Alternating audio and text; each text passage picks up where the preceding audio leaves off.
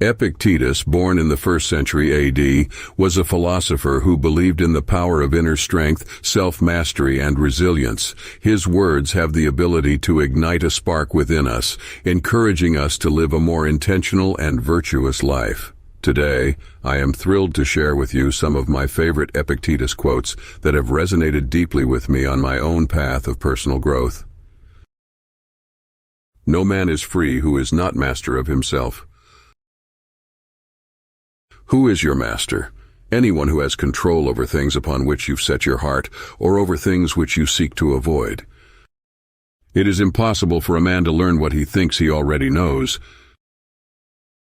Circumstances don't make the man, they only reveal him to himself. In prosperity it is very easy to find a friend, but in adversity it is the most difficult of all things. To make the best of what is in our power and take the rest as it occurs. It isn't the events themselves that disturb people, but only their judgments about them. Deliberate much before saying or doing anything, for you will not have the power of recalling what is said or done. We are not privy to the stories behind people's actions, so we should be patient with others and suspend judgment of them, recognizing the limits of our understanding. You are not your body and hairstyle, but your capacity for choosing well. If your choices are beautiful, so too will you be. If anyone tells you that a certain person speaks ill of you, do not make excuses about what is said of you, but answer, "He was ignorant of my other faults, else he would not have mentioned these alone." Man is not worried by real problems so much as by his imagined anxieties about real problems. If you want to improve, be content to be thought foolish and stupid. Any person capable of angering you becomes your master. He can anger you only when you permit yourself to be disturbed by him. Other people's views and troubles can be contagious.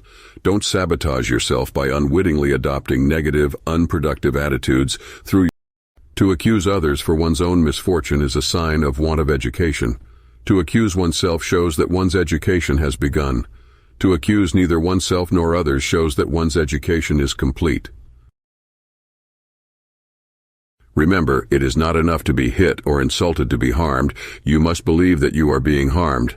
If someone succeeds in provoking you, realize that your mind is complicit in the provocation, which is why it is essential that we not respond impulsively to impressions. Take a moment before reacting, and you will find it easier to maintain control.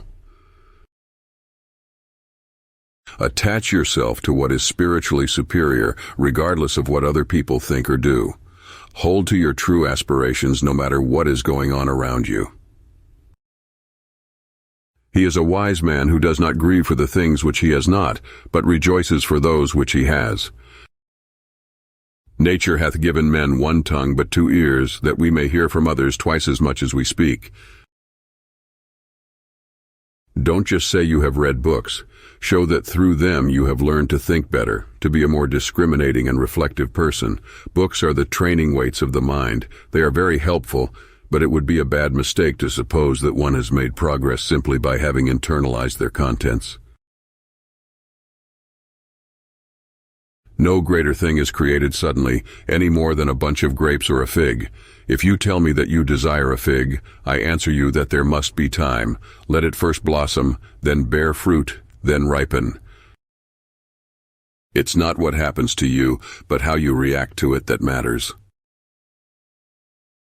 Make the best use of what is in your power and take the rest as it happens. Do not seek to bring things to pass in accordance with your wishes, but wish for them as they are, and you will find them. The essence of philosophy is that a man should so live that his happiness shall depend as little as possible on external things. What is the fruit of these teachings? Only the most beautiful and proper harvest of the truly educated, tranquility, fearlessness, and freedom.